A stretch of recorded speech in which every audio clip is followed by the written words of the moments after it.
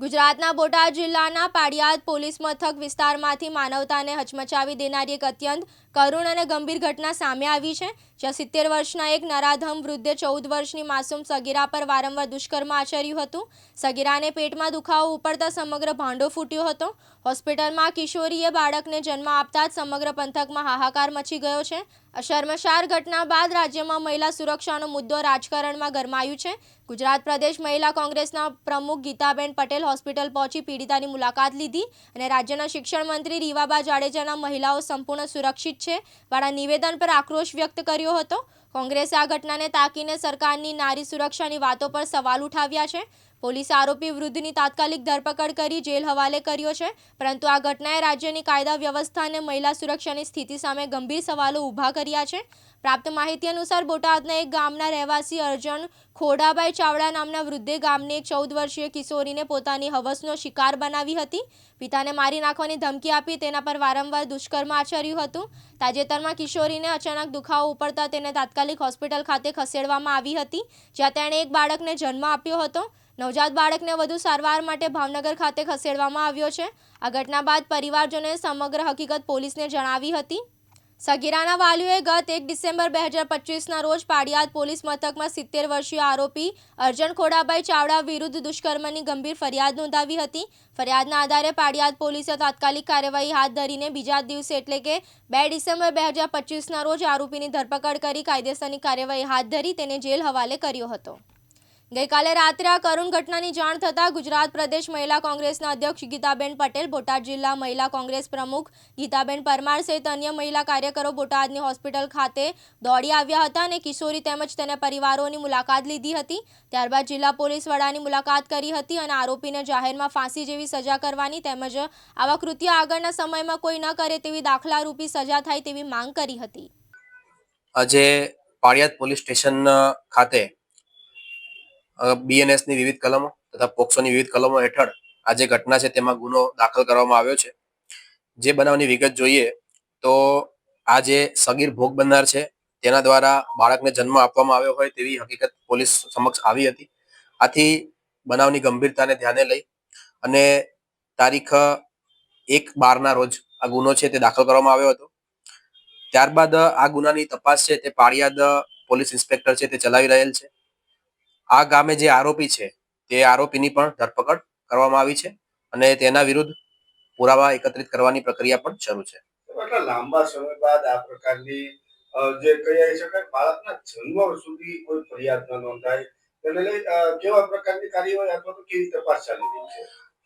આ બાબતે હાલમાં તેના વાલીની પૂછપરછ તથા ભોગ બનનાર છે તે ભોગ બનનારનું કાઉન્સેલિંગ પણ પોલીસ દ્વારા કરવામાં આવ્યું છે અને જે ભોગ બનનાર છે તેના નિવેદનના આધારે તથા તેના સગા સંબંધી અને માતા પિતાના કાઉન્સેલિંગ બાદ તેમના પણ નિવેદનના આધારે આ સમગ્ર ઘટના કઈ રીતે બની છે તેનો સંપૂર્ણપણે વ્યવસ્થિત તપાસ થાય તે અંગે પોલીસ પ્રયત્નશીલ છે અને ખૂબ લાંબા સમય બાદ જે ફરિયાદ દાખલ કરવામાં આવી છે તેમાં પણ ખરેખર ઘટના શું છે તે માટે સાયન્ટિફિક એવિડન્સ એકત્રિત કરવાની પ્રક્રિયા છે તે પોલીસ દ્વારા કરવામાં આવી રહી છે. આની અંદર તપાસ કયા પ્રકારની કરવામાં આવશે? તેમાં જે ભોગ બનનાર છે તેના નિવેદન, ત્યારબાદ તેના જે ફોરેન્સિક એવિડન્સ છે જેને આપણે બાયોલોજીકલ એવિડન્સીસ કહીએ તે બાયોલોજીકલ એવિડન્સને મેચિંગ કરવાની કાર્યવાહી છે તે આમાં પોલીસ કરવામાં આવનાર છે. ખૂબ જ લાંબા સમય બાદ આ પ્રકારે ફરિયાદ નોંધાવી છે તો ક્યાંક ને ક્યાંક પરિવાર અવઢવમાં હતો કે કોઈ ધમકી કે અન્ય કોઈ પ્રશ્ન લાગેલો છે? ના, હાલમાં 30 તારીખનો આ જે બનાવ છે તે ધ્યાને આવ્યો છે અને તરત જ નેક્સ્ટ ડે ફરિયાદ ભોગ બનનારના માતા પિતા દ્વારા આપવામાં આવી છે અને આ ફરિયાદમાં આવી કોઈ ઘટના છે કે આવી કોઈ હકીકત છે તે તેના પરિવારે જણાવેલ નથી. હાલ બંનેની સ્થિતિ સારી છે અને તેઓ કાઉન્સેલિંગમાં અને કેરટેકરની સાથે અત્યારે સાર સંભાળ હેઠળ છે. હું છું ગુજરાત પ્રદેશ મહિલા કોંગ્રેસ અધ્યક્ષ ગીતાબેન પટેલ. ગીતાબેન, આજે આપણે રજૂઆત કરવા માટે એસપી કચેરી બોટાદ ખાતે આવ્યા છો. શા બાબતની રજૂઆત, શું રજૂઆત? આજે અહીંયા હું બોટાદ ખાતે આવી છું મીટિંગ માટે. તો અહીં આવ્યા પછી મને જાણવા મળ્યું કે બોટાદ જિલ્લાના પાડિયાદ તાલુકાની અંદર તળપડા ગામની અંદર એક 13-14 વર્ષની નાબાલિક દીકરી માં બની છે અને આ સાંભળતા જ મને પણ મારા રૂવાટા ઊભા થઈ ગયા કે આવો બનાવ સાંભળીએ કે 13-14 વર્ષની દીકરી જેણે પોતાને કંઈ જ સમજણ નથી પડતી એવી દીકરીને અત્યારે હાલ આ પીડામાંથી પસાર થઈ રહેવું પડ્યું છે. મેં હોસ્પિટલ જઈને આ દીકરીની મુલાકાત લીધી તો મને જાણવા મળ્યું કે જ્યાં એના પિતા કામ કરતા હતા, મજૂરી કરતા હતા, એના માલિકના ત્યાં દીકરી ઘર કામ કરતી હતી અને એના માતા પિતા બંને અપંગ છે. આ બહુ જ લોઅર ફેમિલી છે, એટલે કે એમને 2 ટંકનું જમવાનું પણ માંડ મળે છે, એટલું ગરીબ ફેમિલી છે. તો આ દીકરીને એના માલિકે કામ કરવા જ્યારે એના ઘરમાં ગઈ ત્યારે એનો ત્યાં ઘરમાં કોઈ હતું નહીં. એ વખતે દીકરીના ઉપર આ ખરાબ કૃત્ય કરી અને દીકરીને હેરાન પરેશાન કરી મૂકી હતી. દીકરીએ જ્યારે આનો વિરોધ કર્યો ત્યારે એને કહ્યું કે હું જો તું કોઈને કહીશ તો તારા પિતાને હું મારી નાખીશ. એટલે આ ડરથી દીકરીએ કોઈને ઘરમાં કહ્યું નહીં અને આ અર્જનભાઈ નામના માણસે 3 થી 4 વાર આ કૃત્ય એના ઉપર કર્યું છે. એના દ્વારા આ દીકરી સગર્ભા થઈ, પણ દીકરીને કંઈ જ ખબર નથી આ વાતની. અને જ્યારે એને પ્રસૂતિ પીડા ઉપડી ત્યારે એના મમ્મી પપ્પાને એને સહન ન થતા વાત કરી અને એ લોકો હોસ્પિટલમાં લાવ્યા તો ખબર પડી કે દીકરી મા બનવાની છે. અને એને 1.5 કિલોના બાળકને જન્મ આપ્યો. બાળકમાં બાબો છે, એ બાબાને જન્મ આપ્યો અને અત્યારે હાલ દીકરી હોસ્પિટલમાં સારવાર નીચે છે.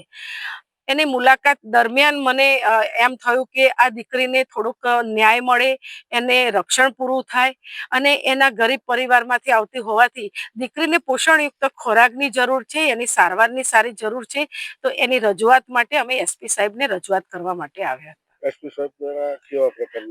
એસપી સાહેબે સારો એવો રિસ્પોન્સ આપ્યો છે કે આ અર્જણ નામનો વ્યક્તિ છે, એને ઉપર ફરિયાદ પણ થઈ ગઈ છે અને એને જેલમાં અત્યારે હાલ પૂરવામાં આવે છે. પોસ્કોનો એના ઉપર ગુનો દાખલ કરવામાં આવ્યો છે અને એ લોકો પણ અહીંયા કોઈ સારા NGO દ્વારા અથવા ચાઇલ્ડ સંસ્થા દ્વારા, હેલ્પેર દ્વારા અને મહિલા સુરક્ષા દ્વારા દીકરીની મુલાકાત લેવાના છે અને દીકરીને અમારી રજૂઆત પછી એમણે અમને ખાતરી આપી છે કે અમે દીકરીનું ધ્યાન રાખીશું અને એને જરૂરિયાત પૂરી પાડીશું. કોંગ્રેસ દ્વારા કેવા પ્રકારની માંગ?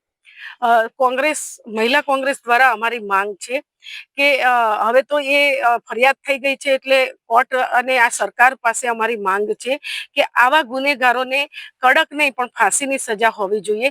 કારણ કે આવા ગુનેગારોને એક નોર્મલ સજાના કારણે આ લોકો ટેવાઈ જાય છે અને પછી એનો દાખલો સમાજમાં બેસતો નથી અને બીજા લોકો પણ આવા ગુના કરતા જ હોય છે. આ ગુનાઓને અટકાવવા હોય તો આવા લોકોને ખુલ્લામાં જાહેરમાં ફાંસીની સજા આપવી જોઈએ. ભોથાભાઈ શેખલિયા, દિવ્યાંગ ન્યૂઝ, બોટાદ.